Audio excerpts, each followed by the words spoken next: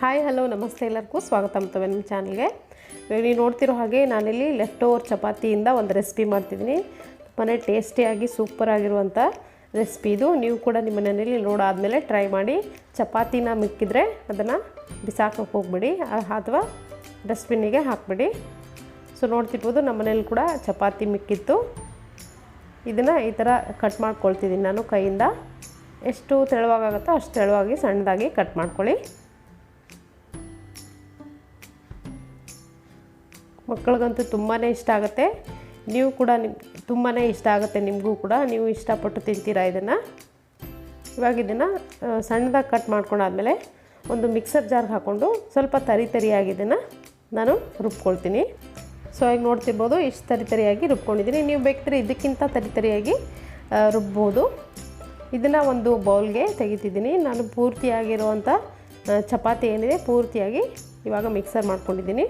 ಇದನ್ನು ಒಂದು ಬೌಲ್ಗೆ ಹಾಕ್ಕೊಳ್ತಿದ್ದೀನಿ. ನೋಡ್ತಿರ್ಬೋದು ಈ ಥರ ಒಂದು ಬೌಲ್ಗೆ ಹಾಕ್ಕೊಂಡು ಸೈಡಲ್ಲಿ ಇಟ್ಕೊಳ್ಳಿ. ಇವಾಗ ಮಾಡೋದು ನಾನಲ್ಲಿ ಒಂದು ಪಾತ್ರೆ ಬಿಸಿ ಇಟ್ಕೊಂಡಿದ್ದೀನಿ ಬಾಣಲೆ ಥರ. ಇದಕ್ಕೆ ಒಂದು 2 ಸ್ಪೂನ್ ಆಗುವಷ್ಟು ತುಪ್ಪ ಹಾಕ್ಕೊಳ್ತಿದ್ದೀನಿ.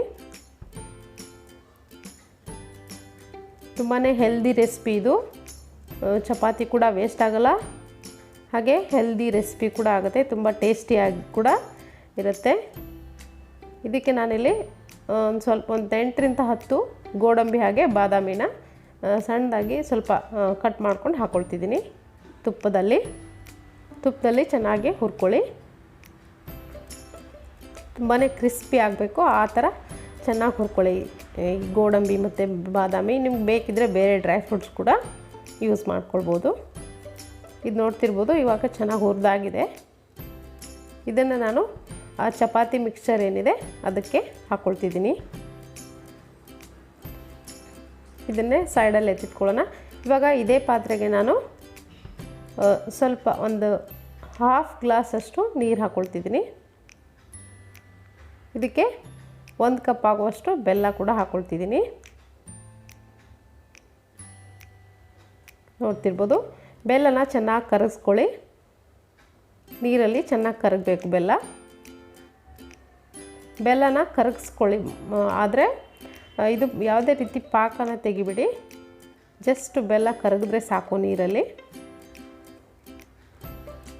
ಪಾಕ ಆಗೋವರೆಗೂ ಚೆನ್ನಾಗಿ ಕುದಿಸ್ಕೊಳ್ಬೇಡಿ.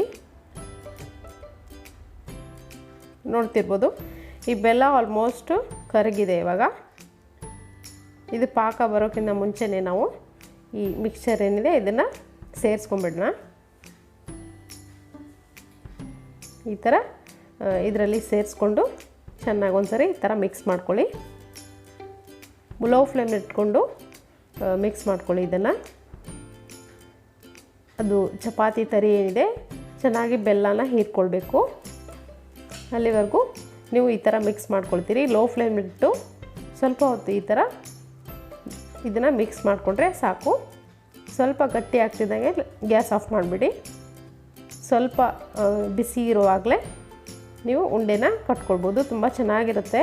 ಇವಾಗ ನೋಡ್ತಿರ್ಬೋದು ಪೂರ್ತಿಯಾಗಿ ತಣ್ಣಗೆ ಕೂಡ ಆಗಿಲ್ಲ, ಹಾಗೆ ಪೂರ್ತಿಯಾಗಿ ಬಿಸಿನೂ ಇಲ್ಲ. ಈ ಟೈಮ್ನಲ್ಲಿ ನಿಮ್ಗೆ ಯಾವ ಸೈಜ್ನಲ್ಲಿ ಬೇಕೋ ಉಂಡೆ ಆ ಸೈಜ್ನಲ್ಲಿ ಉಂಡೆನ ಕಟ್ಕೊಳ್ಬೋದು. ಅಥವಾ ನೀವು ಬರ್ಫಿ ಥರ ಮಾಡ್ತೀನಿ ಅಂದರೆ ಒಂದು ಪ್ಲೇಟಲ್ಲಿ ತುಪ್ಪ ಹಚ್ಚಿ ಬರ್ಫಿ ಥರ ಫ್ಲ್ಯಾಟಾಗಿ ಬಿಸಿ ಇದ್ದಾಗಲೇ ತಟ್ಕೊಂಡು ಕಟ್ ಕೂಡ ಮಾಡ್ಕೊಳ್ಬೋದು. ಒಂದು ಸರಿ ಇದನ್ನು ಮನೆಯಲ್ಲಿ ಮಾಡ್ಕೊಂಡು ನೋಡಿ. ತುಂಬಾ ಸೂಪರಾಗಿ ಬರುತ್ತೆ ನಿಮಗೆ ರೆಸಿಪಿ. ತುಂಬಾ ಇಷ್ಟಪಡ್ತೀರಾ ನೀವು ಕೂಡ. ನಾನಿಲ್ಲಿ ಎಲ್ಲ ಉಂಡೆಗಳನ್ನು ಕಟ್ಕೊಳ್ತೀನಿ. ಸೊ ನೋಡ್ತಿರ್ಬೋದು ಇಲ್ಲಿ ನಾನಿಲ್ಲಿ ಎಲ್ಲ ಉಂಡೆಗಳನ್ನು ಕಟ್ಕೊಂಡಾಗಿದೆ. ತುಂಬಾ ಸೂಪರ್ ಟೇಸ್ಟಿಯಾಗಿತ್ತು. ನೀವು ಕೂಡ ನಿಮ್ಮ ಮನೆಯಲ್ಲಿ ಮಾಡ್ಕೊಂಡು ನೋಡಿ ಅಭಿಪ್ರಾಯ ತಿಳಿಸಿ. ಸೊ ಇವತ್ತಿನ ಈ ರೆಸಿಪಿ ನಿಮಗೆ ಇಷ್ಟ ಆಗಿದೆ ಅಂದ್ಕೊಳ್ತೀನಿ. ಇಷ್ಟ ಆಗಿದ್ರೆ ಒಂದು ಲೈಕ್ ಒತ್ತೋದನ್ನು ಮರಿಬೇಡಿ. ಹಾಗೆ ನನ್ನ ಚಾನಲ್ಗೆ ಇನ್ನೂ ಯಾರ್ಯಾರು ಸಬ್ಸ್ಕ್ರೈಬ್ ಆಗಿಲ್ವೋ ದಯವಿಟ್ಟು ಸಬ್ಸ್ಕ್ರೈಬ್ ಆಗಿ. Thank you.